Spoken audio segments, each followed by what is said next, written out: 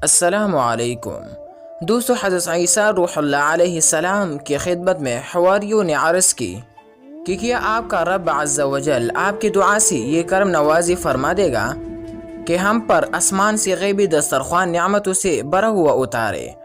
اس پر حضرت عیسیٰ روح اللہ علیہ السلام نے فرمایا، ایسے سوالات نہ کرو، اللہ عز و جل سے ڈرو، منہ مانگے معجزات نہ مانگو۔ ان لوگوں نے آپ علیہ السلام سے فرمایا کہ پہلے یہ کہ ہم کو قرب خدا عز و جل اور زیادہ حاصل ہو جائے، دوسری یہ کہ آپ علیہ السلام نے جو ہم سے وعدہ فرمایا ہے کہ تم لوگ مقبول الدعا ہو، رب تعالی تمہارے مانتا ہے، اس کا ہم کو عین الیقین حاصل ہو جائے، دل ہمارے مطمئن ہو جائے، ہم کو اپنے کامل الایمان ہونے پر اطمینان ہو جائے، تیسری کہ ہم کو آپ علیہ السلام کی صداقت عین الیقین سے معلوم ہو جائے، چوتھی یہ کہ ہم اس آسمانی معجزے کا مشاہدہ کر لیں اور دوسروں کے لیے ہم عین گواہ بن جائے، نیز تا قیامت لوگوں کے لیے ہماری واقعہ کمال ایمان کا باعث بنے، ہم آپ کے زندہ و جاوید گواہ بن جاوے۔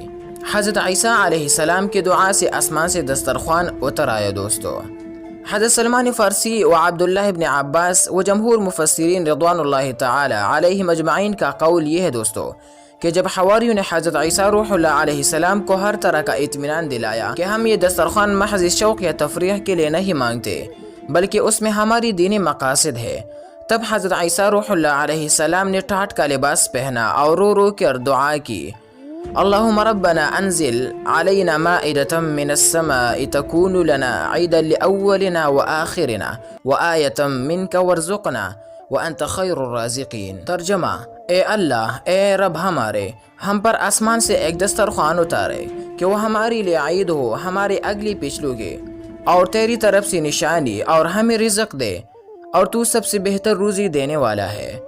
چنانچہ دوسروں سرخ رنگ کا دسترخوان بادلوں میں ڈھکا ہوا آیا، یہ تمام لوگ اسے اترتے ہوئے دیکھ رہے تھے۔ یہ دسترخوان مع بادلوں کے آہستہ آہستہ نیچے اترا، یہاں تک کہ لوگوں کے درمیان رکھ دیا گیا۔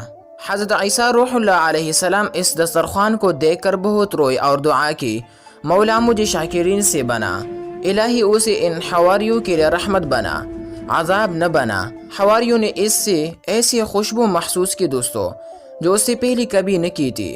حضرت عیسیٰ روح اللہ علیہ السلام اور حواری سجدہ شکر میں گر گئی۔ حضرت عیسیٰ روح اللہ علیہ السلام نے فرمایا کہ اسے کون کھولے گا؟ یہ خوان سرخ اعلاب سے ڈھکا ہوا تھا دوستو۔ تمام نے عرض کی، حضور آپ ہی کھولیے۔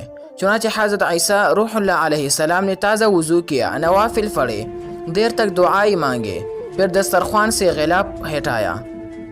اس میں 7 مچھلیاں، 7 روٹیاں، ان مچھلیوں پر سننے نہ تھے، اندر کانٹا نہ تھا، اس سے روغن ٹپک رہا تھا، ان کے سروں کے آگے سرکہ، دم کے طرف نمک، آس پاس سبزیاں۔ بعض روایت میں ہے کہ 5 روٹیاں تھی دوستو، ایک روٹی پر زیتون، دوسری پر شہد، تیسری پر گھی، چوتھی پر پنیر، 5ویں پر بنا ہوا گوشت۔ شمعون حواری نے پوچھا دوستو کہ اے روح اللہ، یہ کھانا جنت کا ہے یا زمین کا؟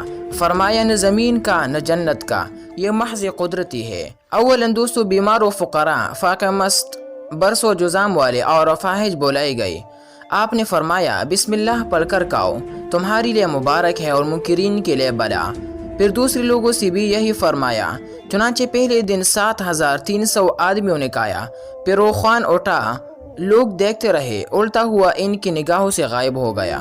تمام بیمار مصیبت زدہ اچھی تندرست ہو گئی، فقراء غنی ہو گئی۔ پھر یہ خوان 40 دن مسلسل یا ایک دن کے بعد ایک دن آتا رہا دوستو، لوگ کھاتے رہے۔ پھر حضرت عیسیٰ روح اللہ علیہ السلام پر وحی آئی کہ اب اس سے صرف فقراء کھائے، کوئی غنی نہ کھائے۔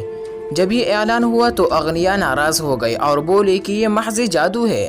یہ منکرین 300 آدمی تھے دوستو۔ یہ لوگ شب کو اپنے بال بچوں میں بخیرے سوئے، مگر صبح کو اٹھے تو سور تھے، راستوں میں بھاگتے پھرتے تھے، گندگی پاخانہ کھاتے تھے۔ جب لوگوں نے ان کا حال یہ دیکھا تو حضرت عیسیٰ روح اللہ علیہ السلام کے پاس بھاگے آئے، بہت روئی، یہ سور بھی آپ کے گرد جمع ہو گئے اور روتے تھے۔